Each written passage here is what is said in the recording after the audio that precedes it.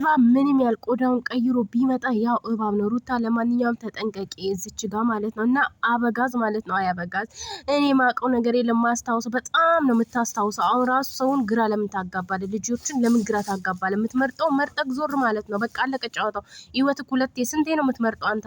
ህይወትህን ስንት ጊዜ ነው የምትመርጠው? ምንም ማወቅ አያስፈልግም እኮ ቪዲዮን አየክ አይደለም? በቃ መተው ነው አይደል እንዴ? እዚህ ጋር አንተ ሩታን ማወዛገብ ኤፍሬምን ማወዛገብ እነሱ ካንተ ቆይ ምን ጥቅም ሊያገኙ ነው? በአንተ ላይ የሆነ ምንም ነገር አላደረጋችሁም።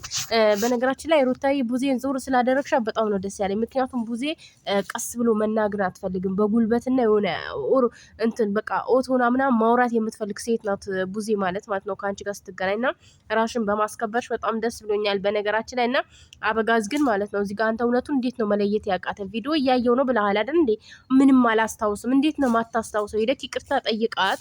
ለማንኛውም ሩታ ለወደፊትሽ የሆነ ነገር ሲፈጠር ቪዲዮ መያዝ አለብሽ። እነሱ ልክ ቪዲዮ እንደሚይዙት አንቺን ቪዲዮ ሁሌ ሞኝ መሆን አለ እንዴ?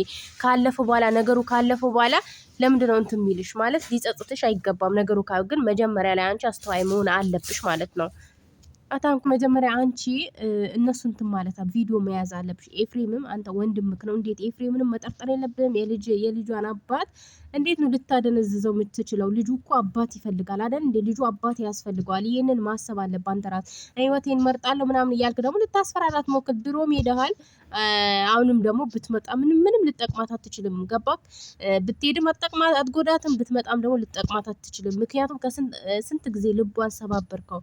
ስንት ጊዜ እሷ ይቅርታ እያደረገችልህ ስንት ነገር አርጋት እሷ ይቅርታ እያረገችልክ ራሱ እየጠየቀችክ ራሱ ስንት የሰባበርካት። ይሄ ለሷ ማለት ነው ሳምፕል ነገር ነው፣ ትንሽ ነገር ነው ይሄ ማለት ነውና አንቺም ምናምን እንደዚህ ኤርሜላንም ቀጥሬያታለሁ ምናምን ዛሬ መቋጨት አለበት ምናምን ምንድነው የሚቋጨው? እኔ እኮ ግራ ነው የገባኝ። እዚህ ጋር ልጅቷ እንድትጠላ ልጅቷ መጥፎ ነገር እንዳደረገች እናንተ በራሳችሁ መንገድ ያመጣችሁትን ነገር በሷ ላይ እንደደፈደፋችሁ አንተም እያስመሰልክ ነበር የዛን ሰዓት ማለት ነው፣ አስመሳይ ስለሆንክ። ምክንያቱም አንተ ማለት እባብ ነህ ገባ? እሾክ ያለው እባብ ታውቃለህ? እንደዛ ነህ እና መርዛማው እባብ ማለት ነው። እና ዛሬ አንተ ብትመጣም ብትሄድም ሊጎዳትም ልጠቅማትም አትችልም። ብትመጣ ራሱ ሌላ ጋር መሄድክ አይቀርምና ማለት ነው። ስለዚህ ሩታ ብዙም እንትን አትበይ። የሆነ ማለት ለማይረዳሽ ሰው ራስሽን ለማስረዳት መጣር ራሱ ያስፈልጋል ብዬ አላስብም። ምክንያቱም እሱ አንቺን አይረዳሽም ገባሽ? ለማይረዳሽ ደግሞ ማስረዳት ማለት በድንጋይ ላይ ውሃ እንደማፍሰስ ማለት ነው።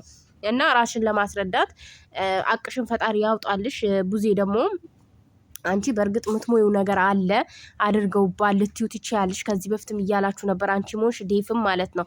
እሱ ወደ ሩታ ሲመለስ ብዙ ነገር ነው እናንተ ያደረጋችሁት ማለት ነው፣ ብዙ ነገር እና በዚህ ልክ አንቺም ወደ ልጁ ስለተመለሰ ደስ ሊልሽ እንጂ የሚገባው ሊከፋሽ አይገባም ነበረ።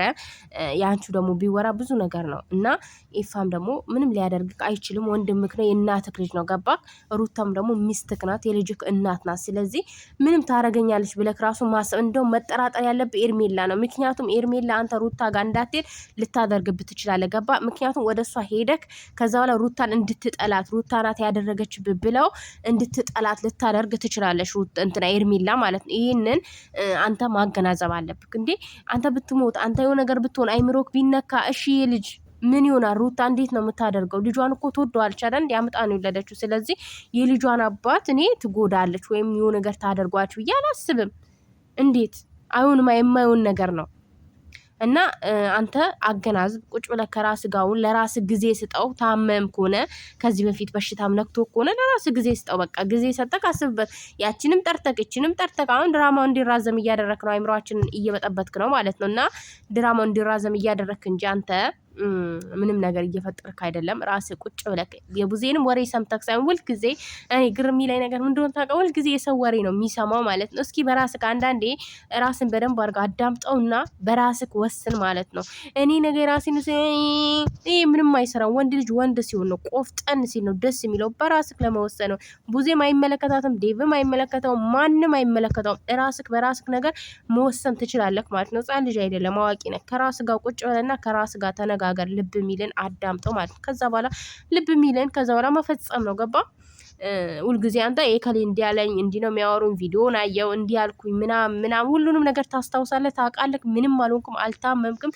ኤፍሬም እንዳለው በዝምታ ሁሉንም ነገር ልለፍ ከሩታ ጋር ኮንክ። አሁን ደግሞ ተመልሰክ የሆነ በቃ ጉልቤ ነገር ያጫውተሃል ማለት ነው። አይበላውም ብሮ። አያበጋዝ በጣም እኮ ነው የምትገርመኝ የምር።